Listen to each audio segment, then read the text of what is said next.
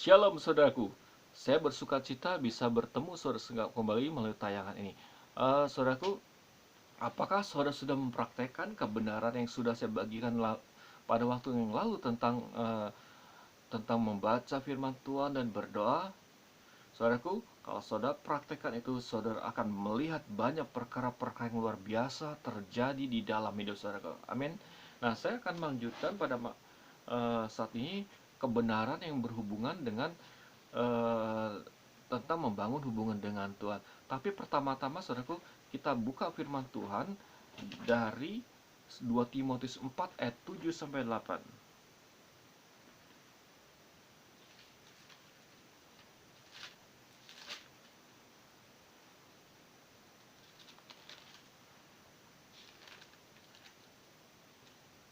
Maaf, 1 Timotius 4 ayat 7 8. Saya bacakan di sini. Tetapi jauhilah tahyul dan dongeng-dongeng nenek tua. Latihlah dirimu beribadah. Latihan badani terbatas gunanya, tetapi itu berguna dalam segala hal karena mengandung janji baik untuk hidup ini maupun untuk hidup yang akan datang. Saudaraku, melalui ayat ini saya dapat pengertian dari Tuhan, dapat hikmat dan pengertian dari Tuhan bahwa Allah menghendaki supaya saudara dan saya melatih diri untuk beribadah. Sekali lagi, Tuhan menghendaki saudara dan saya melatih diri untuk beribadah. Apa itu latihan ibadah, saudaraku? Latihan ibadah berarti kita melatih diri kita supaya tetap sehat secara rohani. Sekali lagi, arti yang pertama, melatih ibadah, Tuhan mau kita melatih diri supaya kita tetap sehat secara rohani. Saya mau sampaikan kepada saudaraku, latihan ibadah sangat-sangat penting supaya kita sehat. Dan Tuhan mau rohani kita sehat. Amin. Ketika rohani kita sehat, kita bisa mendengar suara Tuhan, kita bisa mendengar isi hati Allah. Ketika rohani kita sehat, urapan Allah juga akan bekerja dahsyat dalam kehidupan kita. Amin. Selain itu, saudaraku, melatih diri ibadah itu berarti kita melatih roh kita untuk memanifestasikan Kristus dalam kehidupan kita sehari-hari. Hanya kalau saudara melatih diri ibadah, orang-orang akan melihat Kristus sungguh nyata di dalam kehidupan saudara. Amin. Salah satu latihan ibadah adalah meluangkan waktu bersekutu dengan Tuhan. Kita akan lihat firman Tuhan, saudaraku, dari Matius 7 ayat 7.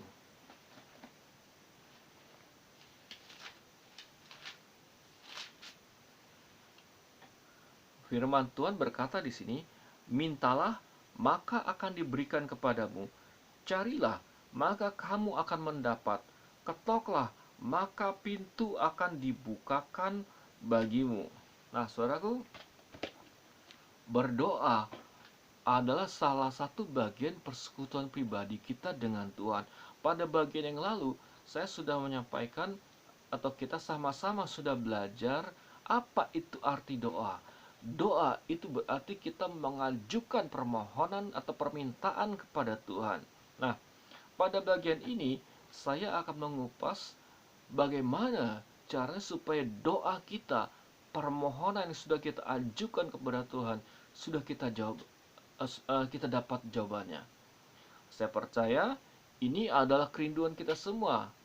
Saudara dan saya rindu ketika kita berdoa, doa kita didengar dan dijawab Tuhan. Amin. Nah, kita sekarang akan mulai. Yang pertama, dari Matius 6 ayat 14 sampai 15. Nah, di sini firman Tuhan berkata, "Jikalau kamu mengampuni kesalahan orang, Bapamu yang di sorga akan mengampuni kamu juga. Tetapi jikalau kamu tidak mengampuni orang, Bapamu tidak akan mengampuni kesalahanmu." Nah, saudara, ayat ini atau perkataan ini diucapkan Tuhan Yesus setelah Yesus mengajar tentang doa Bapa kami. Apa artinya, saudaraku? Yang pertama, saudaraku, kalau saudara rindu, saudara kepengen permohonan saudara dikabulkan oleh Allah, saudara dan saya mau tidak mau, suka nggak suka, harus mengampuni. Ya, kita harus mengampuni orang yang bersalah kepada kita. Sesakit apapun, kita harus mengampuni orang yang bersalah kepada kita. Saudaraku, saya tahu rasanya memang nggak enak. Kalau kita dilukai itu nggak enak, disakiti itu tidak enak, dihianati itu tidak enak. Tetapi mau tidak mau, suka nggak suka, kita harus mengampuni orang yang bersalah kepada kita. Saya mau saksikan kepada saudaraku, belum lama ini, kurang lebih sekitar 6 bulan yang lalu, ya 6 bulan yang lalu, ada 3 orang yang berada di bawah naungan saya. Mereka berkhianat kepada saya, mereka meninggalkan pelayanan, mereka membuka ministry pelayanan baru. Nah, saudaraku, kalau saudara bertanya kepada saudara, apakah saya ada rasa jengkel? Ya, sejujurnya saya mau katakan kepada saudara, dalam hati saya ada rasa jengkel, ada rasa kesal. Tapi saudaraku, bagaimana cara saya menghadapi itu? Nah, ketika saya menghadapi masa-masa seperti itu, saya dengan jujur, saya datang kepada Tuhan, saya katakan, Tuhan, aku kesal, aku gak suka dengan orang ini. Tetapi firman-Mu berkata, ya Tuhan, aku harus mengampuni. Oleh sebab itu, sesuai firman Tuhan, dalam nama Yesus, aku melepaskan pengampunan kepada orang ini. Biarlah Engkau mengampuni orang ini. Aku melepaskan roh pertobatan kepada orang ini. Biarlah orang ini bertobat dari kesalahannya. Nah, saudaraku, itulah yang saya lakukan. Saudaraku, mungkin hari-hari ini ada orang membuat saudara jengkel. Saudaraku, kalau itu terjadi, lepaskan pengampunan kepada mereka. Lepaskan roh pertobatan. Saudara akan lihat hati saudara yang tadinya jengkel, saudara perlahan mulai cair dan bisa mengampuni mereka. Nah, saudaraku, pengampunan itu sangat penting. Sekali lagi, saya katakan pengampunan itu sangat penting. Kenapa? Ketika saudara menumpuk rasa sakit hati, saudara menumpuk rasa sakit hati dan amarah, itu akan mengganggu hubungan saudara dengan Tuhan. Sekali lagi saya mau katakan, ketika saudara menumpuk rasa sakit hati dan amarah, maka hal itu akan mengganggu hubungan saudara dengan Tuhan. Dan kalau hubungan saudara sudah terganggu dengan Tuhan, itu saudara sebenarnya sedang menjauhkan hubungan dengan Tuhan. Akibatnya sangat fatal, saudaraku. Seperti apa fatalnya? Ketika saudara membenci kepada orang, saudara jauh dari Tuhan. Dan saudaraku, dosa-dosa dari orang yang saudara benci itu akan datang dalam hidup saudara. Nah, berkali-kali saudara, saya mendengar kesaksian, ada orang berkata begini, kalau ada seorang anak berkata kepada gini, kalau saya sudah menikah, saya tidak akan berzina seperti bapak saya. Tapi apa yang terjadi? Beberapa tahun setelah dia menikah, dia mengalami hal sama. Dia berzina juga. Apa artinya, saudaraku? Ketika saudara membenci seseorang, saudara sedang menarik dosa orang itu datang dalam hidup saudara. Sebab itu, yang pertama, kalau saudara rindu, doa saudara dijawab oleh Allah, saudara harus membuat keputusan mengampuni orang-orang yang melukai saudaraku. Sesakit apapun, buatlah keputusan saudara mengampuni orang tersebut. Amin. Dan yang kedua, saudaraku, bagaimana caranya supaya apa yang kita doakan itu boleh menjadi kenyataan? Kita lihat dari firman Tuhan dari Markus 11 ayat 23 dan 24.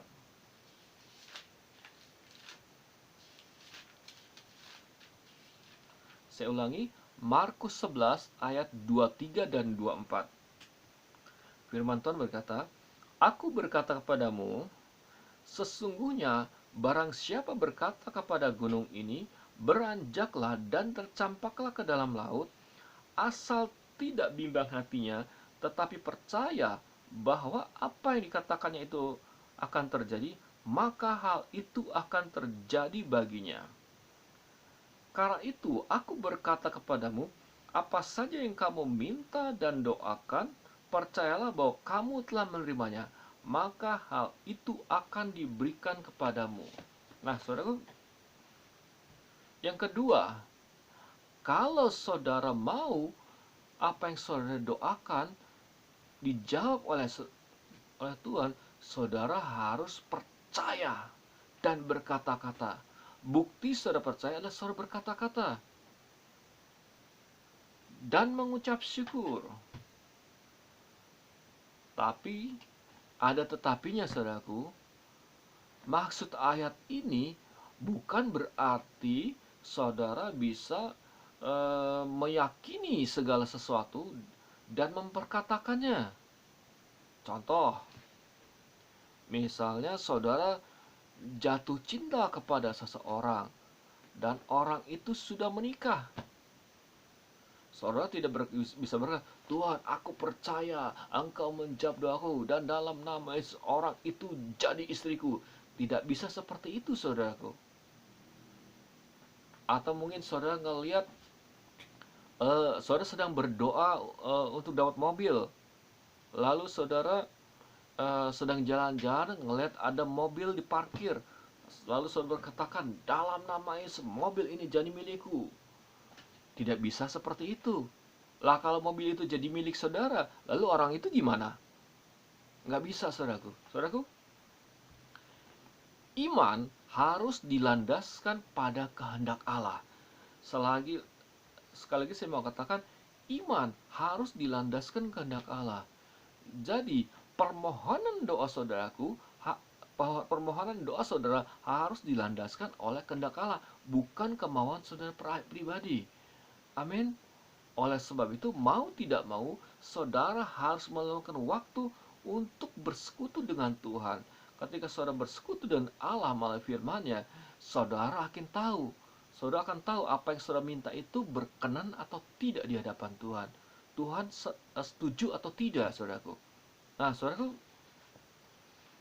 ini sangat penting sekali. Berkali-kali pernah terjadi kejadian, saudaraku.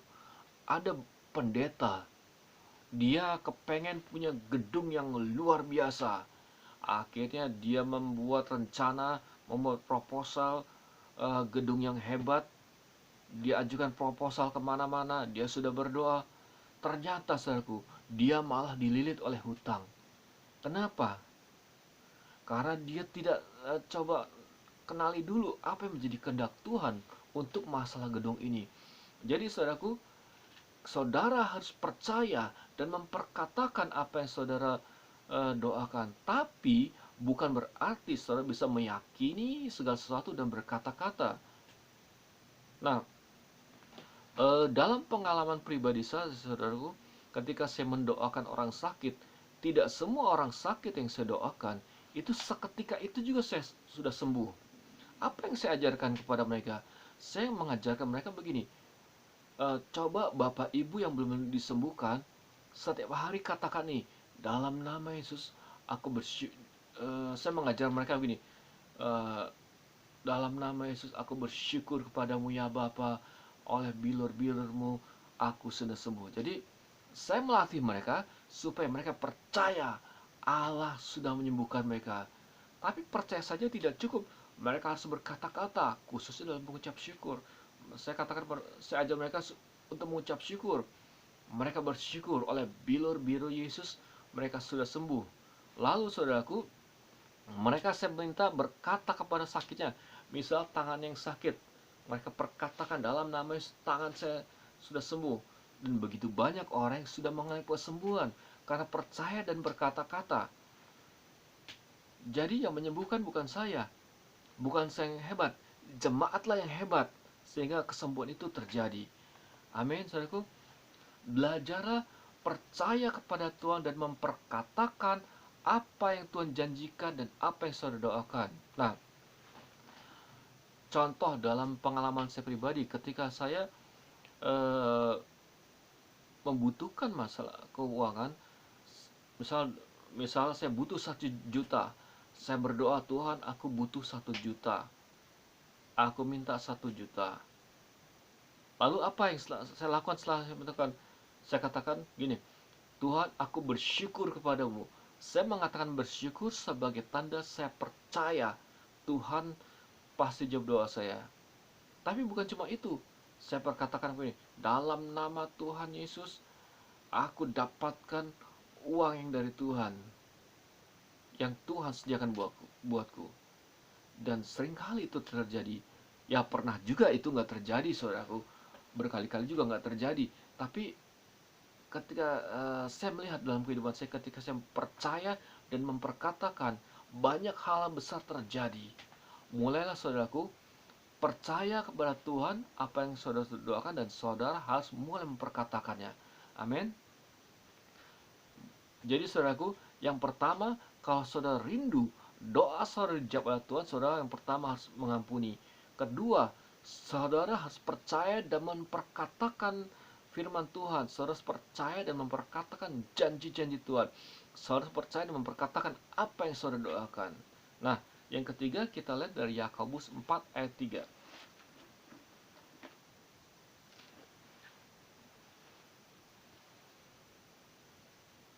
Atau kamu berdoa juga, tetapi kamu tidak menerima apa-apa karena kamu salah berdoa, sebab yang kamu minta itu hendak kamu habiskan untuk memuaskan hawa nafsumu.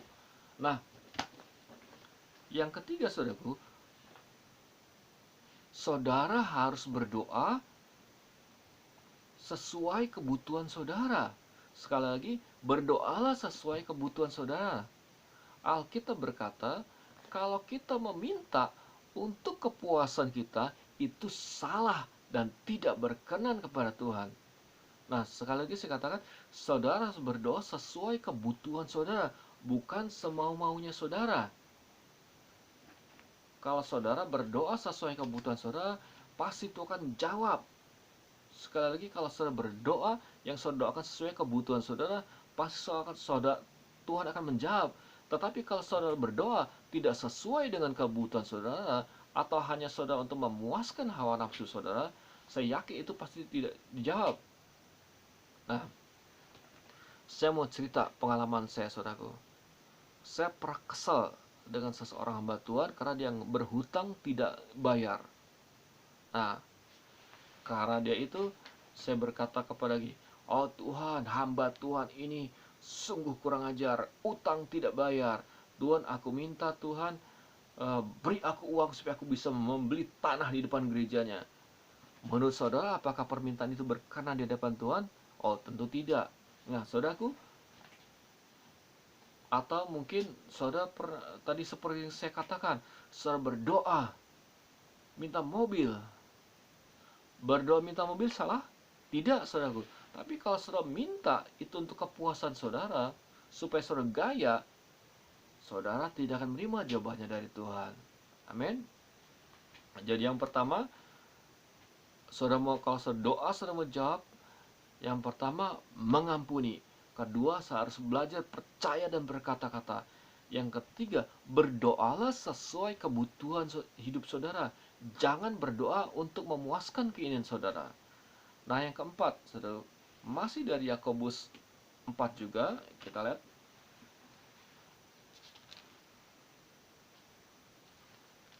Maaf, Yakobus 5 ayat 16. Di sini firman Tuhan berkata, "Karena itu hendaklah kamu saling mengaku dosamu dan saling mendoakan supaya kamu sembuh. Doa orang yang benar bila dengan yakin didoakan sangat besar kuasanya." Nah, saudaraku, saya yakin banyak di antara saudaraku, banyak di antara saudara pernah membaca ayat ini. Hanya saja sangat disayangkan, yang sering dikutip adalah bagian B-nya. Alkitab di sini berkata, doa orang yang benar bila dengan yakin didoakan sangat besar kuasanya. Bagian A-nya jarang saudaraku dibaca. Di sini mengatakan, "Karena itu hendaklah kamu saling mengaku dosamu dan saling mendoakan supaya kamu sembuh." Nah, saudaraku, saya membaca ayat ini dari terjemahan beberapa Alkitab, saudaraku. Ayat ini mengandung luar biasa. Ada mengatakan kalau kita sungguh-sungguh berdoa, saudara akan menikmati hal yang luar biasa. Nah, tapi saudara perhatikan, saudara akan menikmati luar biasa dari kehidupan doa saudaraku hanya kalau bagian sebelumnya dilakukan. Nah, bagian Sebelum dikatakan, hendaklah kamu saling mengaku dosamu dan saling mendoakan. Artinya apa, saudaraku? Kalau saudara mau doa saudara dijawab oleh Allah, suka tidak suka, mau nggak mau, saudara harus membereskan dosa saudara. Sekali lagi, kalau saudara mau melihat doa saudara dijawab oleh Allah, suka nggak suka, mau nggak mau, saudara harus membereskan dosa saudara di hadapan Tuhan. Minta ampun di hadapan Tuhan. Nah, di ayat ini juga ada mengatakan saling mengaku. Nah, kalau saling mengaku berarti antar sesama. Apa artinya? Kalau dosa saudara, saudara berperbuat kepada orang lain, saudara juga harus minta ampun kepada orang tersebut. Saudaraku, belajarlah saling mengampuni, saling mengakui dosa. Saudara akan lihat kuasa Allah nyata dalam hidup saudaraku. Jadi saudaraku, saudara harus minta ampun atau membereskan dosa saudaraku kalau saudara kepengen doa saudara dijawab. Dosa dibereskan, jawaban doa datang. Sekali lagi, dosa dibereskan, jawaban doa datang. Jadi saudaraku, yang pertama, kalau saudara rindu Tuhan menjawab doa saudara, yang pertama saudara harus mengampuni orang. Yang kedua, saudara harus percaya dan berkata-kata. Yang ketiga, berdoalah sesuai kebutuhan saudara. Jangan berdoa untuk memuaskan keinginan saudara. Yang keempat, saudara harus membereskan dosa saudaraku. Minta ampun di hadapan Tuhan. Nah, sekarang kita kembali ke Matius 7 ayat 7 dan 8.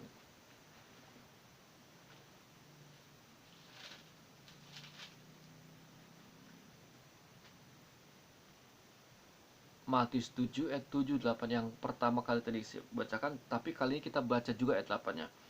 Mintalah, maka kamu akan diberikan kepadamu. Carilah, maka kamu akan mendapat. Ketoklah, maka pintu akan dibukakan bagimu. Karena setiap orang meminta, menerima, dan setiap orang mencari, mendapat, dan setiap orang mengetok, baginya pintu dibukakan. Nah, saudara, saya yakin saudara sudah menaikkan banyak doa, mungkin lebih dari 10 kali atau 100 kali. Nah, apakah doa saudara, berapa persen yang sudah jawab? Jujur saudaraku, saya pribadi ngalami banyak doa yang saya naikkan ke hadapan Tuhan yang tidak nerima jawabannya. Nah, ketika kita menaikkan berdoa tidak dijawab, itu bisa berarti Tuhan tidak mau mengabulkan, atau saudara harus menunggu. Nah, pengalaman saya pernah berdoa saudaraku untuk saya sebutkan secara spesifik, Tuhan, saya minta tape merek sekian. Dan saudaraku, saudara tahu apa yang terjadi? 5 tahun kemudian saya baru dapat tape itu, kalau nggak salah mini kompo ya, tape mini kompo itu dari kakak saya, saudaraku. Apa artinya, saudaraku? Tidak semua yang kita doakan hari itu dijawab. Bisa karena Tuhan tidak memang mau mengabulkan permintaan saudaraku, atau bisa jadi saudara harus menunggu. Nah, ayat ini, kalau saudara baca ayat ini dan renungkan mendalam, ada satu kebenaran mendalam. Alkitab berkata, mintalah, maka akan diberikan kepadamu. Apakah yang saudara minta sudah diberikan kepada saudara? Ada yang iya, ada juga yang tidak. Nah, kalau apa yang saudara minta belum diberikan, melangkahlah kepada langkah selanjutnya. Tuhan tidak berkata saudara hanya meminta, tapi Alkitab berkata, carilah dan ketoklah. Saudara, saya baca ayat ini dari berbagai macam versi.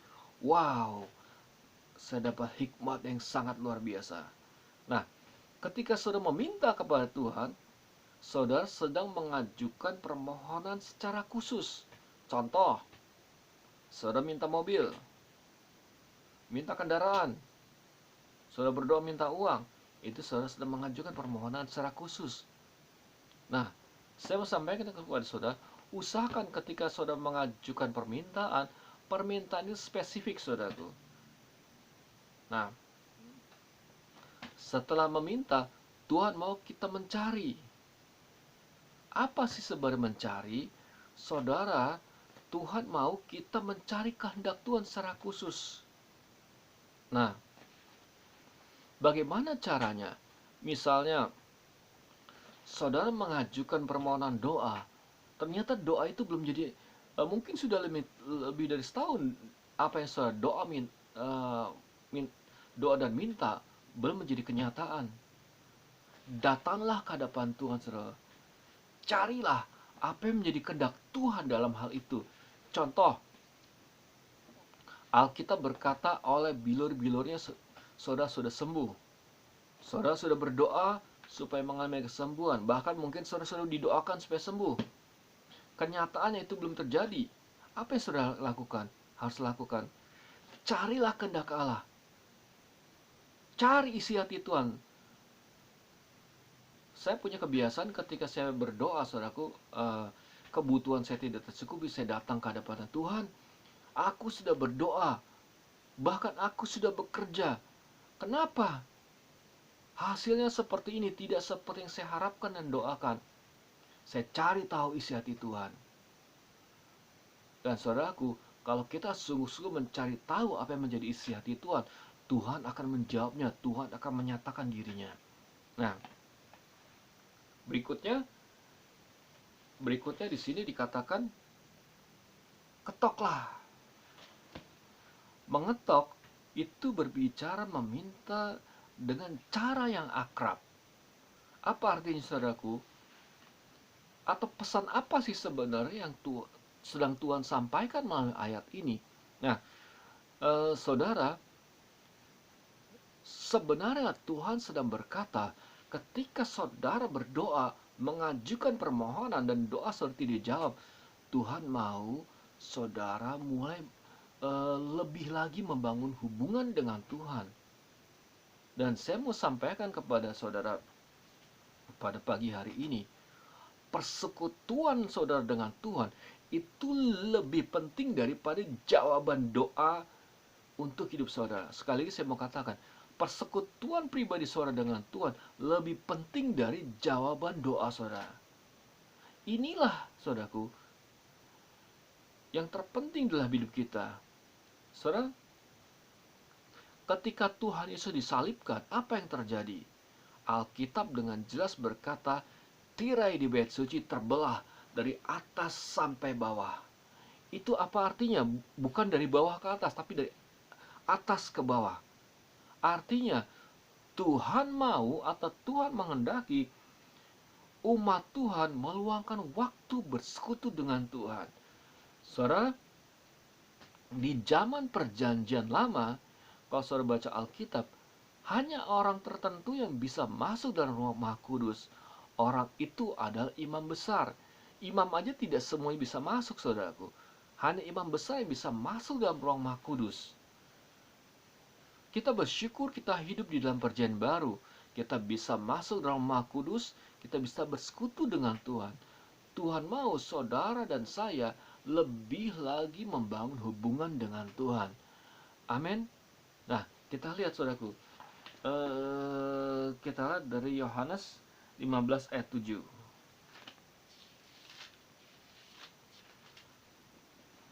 Yohanes 15 ayat 7.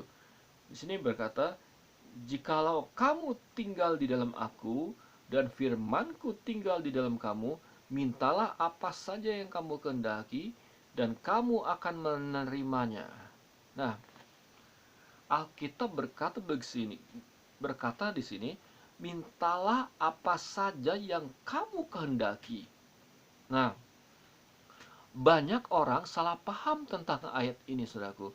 Mereka berpikir dengan adanya ayat ini kita bisa minta semau-maunya. Gak seperti itu, saudaraku. Kita harus lihat bagian sebelumnya. Jikalau kamu tinggal di dalam aku, dan firmanku tinggal di dalam kamu. Apa artinya? Saudara harus membangun hubungan dengan Tuhan. Saudara, saudaraku, ketika saudara membangun hubungan dengan Tuhan, ketika hubungan saudara semakin intim dengan Tuhan, itu biasanya keinginan saudara itu semakin selaras dengan keinginan Bapa. Jadi bukan berarti saudara bisa minta semau-maunya. Saya pribadi belajar, saudaraku, kalau saya berdoa, saya berkata gini, Tuhan, kalau boleh, biarlah ini terjadi dalam hidupku. Nah, setelah saya minta, nggak terjadi, saya coba bangun hubungan, Tuhan, saya minta ini, kok nggak dapet ya? Atau kenyataannya seperti ini.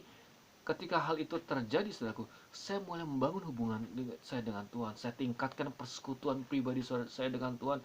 Saya coba cari isi hati Tuhan. Tuhan, kenapa ya terjadi seperti ini? Nah, saudaraku, itulah sebabnya tadi di awal saya katakan, atau mungkin di tayangan sebelumnya sudah saya katakan, bahwa doa adalah bagian dari persekutuan pribadi kita dengan Tuhan. Apakah saudara sedang menyusun daftar doa? Libatkanlah Tuhan, libatkan Roh Kudus. Coba tanya Tuhan, Tuhan, apakah engkau berkenan dengan permohonanku ini? Atau mungkin saudara sudah berdoa dan tidak dijawab. Saudara tanya Tuhan, Tuhan, aku sudah berdoa, tapi dijawab, apakah engkau berkenan? Nah, jadi saudaraku, bangun hubungan saudara dengan Tuhan. Nanti ketika saudara bersekutu dengan Tuhan, saudara akan tahu kenapa yang kita minta belum menjadi kenyataan. Apakah memang itu Tuhan tidak berkenan, atau kita harus menunggu? Saudara akan tahu jawabannya hanya kalau saudara bersekutu dengan Tuhan. Amin. Mari saudaraku, tingkatkan persekutuan kita dengan Tuhan. Itu sebabnya saudaraku, dari seri dari pelajaran seri membangun keintiman ilahi ini, yang pertama kali saya ajarkan kepada saudara adalah bertekun dalam firman Tuhan. Kenapa? Kalau saudara bertekun membaca Alkitab dan melakukan firman Tuhan, telinga rohani saudara, mata rohani saudara, saudara akan semakin peka, sehingga saudara akan tahu apakah yang saudara minta ini berkenan apa tidak di hadapan Tuhan. Nah, bagi saudara yang menyaksikan tayangan ini tapi belum rutin membaca Alkitab, saya sampaikan kepada saudaraku, baca Alkitabmu minimal sehari 1 pasal dan lakukan kebenarannya. Saudara akan semakin peka, saudara akan semakin tahu apa yang jadi isi hati Tuhan. Jadi saudaraku, ketika saudara berdoa belum jawab, paksa diri saudara untuk bersekutu dengan Tuhan. Nah, mungkin saudara bertanya, bagaimana caranya mendengar suara Tuhan? Pada kebenaran berikutnya, saudaraku, kalau Tuhan izinkan, saya akan mengajar saudaraku bagaimana mendengar suara